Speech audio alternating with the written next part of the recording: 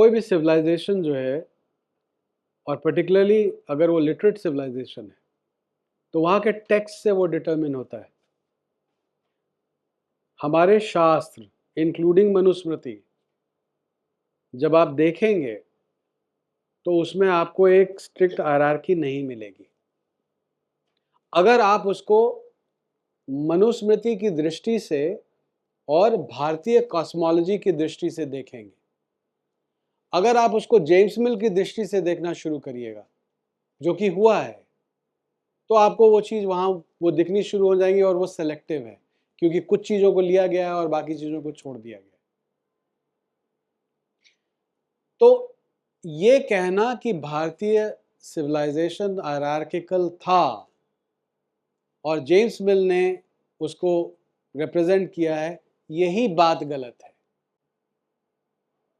क्योंकि आपके शास्त्र और आपके सूत्र इस चीज को नहीं रेकमेंड करते हैं।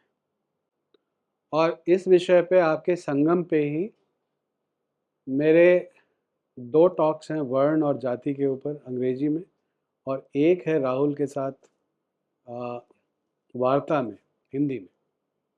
आप लोग उसको देखिए, उसकी जो कम्प्लेक्सिटी और नुआंस है वो वहाँ पर डिस्कस्ड है भारतीय दृष्टिकोण से।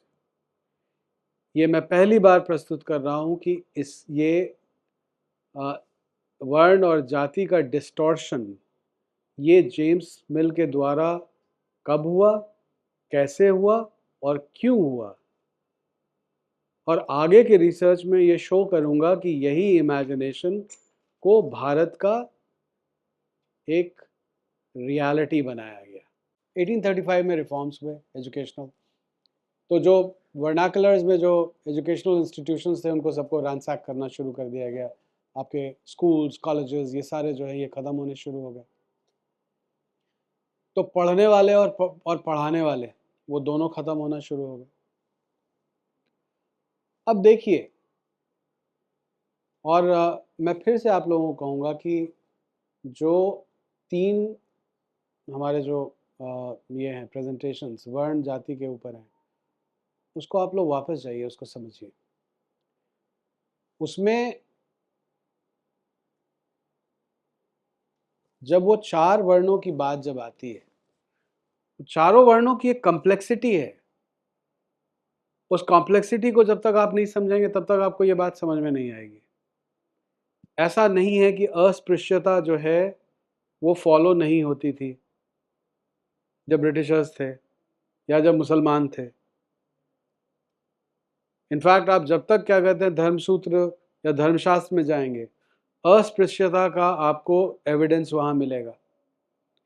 लेकिन वो अस्पृश्यता जो है वो आया कैसे, इस बात को समझने की जरूरत है। अस्पृश्यता जो है वो बेसिकली आपका ओपन प्रिजन सिस्टम था। आपने सोशल मोरस और सोशल कोड्स को वायलेट किया, आपको किसी भी ह्यूमन सेटलमेंट से, किसी गांव से, किसी शहर से जिसमें चारों वर्ण का वास होता था, उससे आपको बाहर निकाल दिया गया। आपके साथ हुक्का पानी बंद कर दिया गया। जो आपको छूता वो भी अछूत होता। आपका बेसिकली वापस इंटीग्रेशन जो है वो बंद हो गया। अब आप एक बात देखिए, इसको इस तरह से नहीं देखा गया है। हर एक सोसाइटी के कोड्स और उनके नियम कानून होते हैं, ठीक है। उनके वायलेशन पे आप क्या कहते हैं, आप उनको कारागार में बंद कर दीजिए, जहां कि उनका basic fundamental right of movement, air, sunlight, food, ये ले लिया गया है।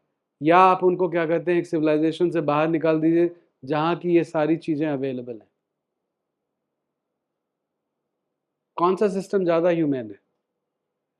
तो वायलेशन वहां हुआ था। इस सिस्टम का प्रॉब्लम क्या था? उन सारे लोगों के प्रोजेनीज जो थे वो वापस इंटीग्रेट नहीं हो सकते थे। वो इसका प्रॉब्लमैटिक एस्पेक्ट।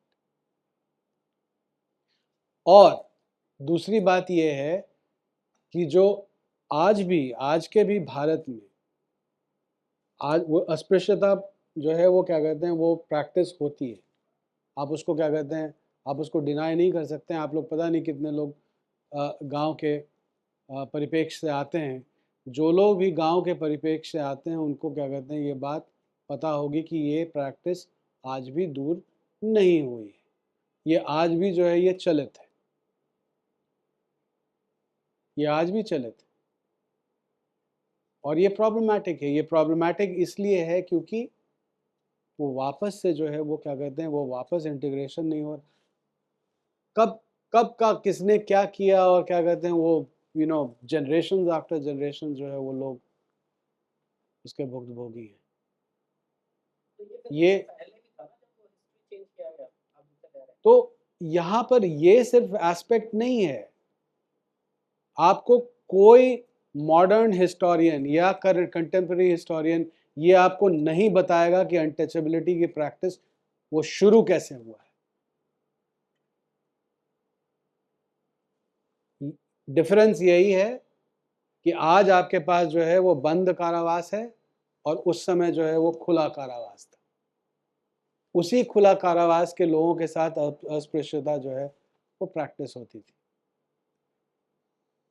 एक सर्टेन एस्पेक्ट में वो बहुत ही ह्यूमन सिस्टम था, दूसरे एस्पेक्ट में वो बहुत ही इनह्यूमन था क्योंकि उनके प्रोजनीज का रीइंटीग्रेशन सोसाइटी में कभी नहीं हो सकता था। मतलब आपने जो मतलब जो अंग्रेज इसमें क्रिश्चियन टर्म्स में कहते हैं इटर्नली डैम्ड, ये इसका बहुत ही प्रॉब्लमैटिक एस्पेक्ट था जो कि जो कि ये वर्ग आज भी डील कर रहा है उसके साथ। और आप ये भी देखिएगा कि मैंने जो जैसा बताया कि आप इस रियलिटी को अनदेखा नहीं कर सकते हैं कि ये प्रैक्टिस होता है। और आज भी अगर पूरे डेमोग्राफी में अगर आप वो पॉपुलेशन देखिएगा जिनके के साथ ये प्रैक्टिस होता है, वो पॉपुलेशन बहुत कम है। ये मार्क्सिस्ट के कारण हुआ है जहाँ की अस्पृश्य कैटेगरी और शूद्रों को कन्फ्लेट कर दिया गया। शूद्र जो हैं वो हमेशा सोसाइटी के पार्ट थे, एंशिएंट हिंदू सोसाइटी के। और शूद्रों में अस्पृश्यता नहीं ये होता था, पानी नहीं चलता था कुछ लोगों के साथ। और वो जो है वो कंप्लीटली काम डिपेंडेंट था। जैसे मान लीजिए कि कोई चर्मकार है, तो अगर वो चर्मकार हैं तो वो क्या कहते हैं वो बैक्टीरिया के साथ डील कर रहे हैं। तो ऐसा नहीं है कि उनका क्या कहते हैं वो सोसाइटी में, गांव में, शहर में नहीं आ जा सकते थे, वो नहीं होता था। लेकिन चूंकि वो प्रैक्टिस कर रहे हैं तो उनके साथ वो पानी का ये नहीं होता था। या फिर धोबी फॉर इंस्टेंस, तो वहाँ माइक्रोब्स वाला जो है वो एंगल था। लेकिन जिनके साथ की सोशल ऑस्ट्रसाइजेशन था उनके रीजंस बहुत डिफरेंट थे। तो ये कौन बताएगा कहानी? ये जब क्या कहते हैं जब आप इन सारे बातों को जानेंगे तब आप इंटरवीन कर पाएंगे। और मॉडर्न कॉन्टेक्स्ट में मैं ये बार बार कहता हूँ कि उस सिस्टम का बंद होना बहुत ही आवश्यक है।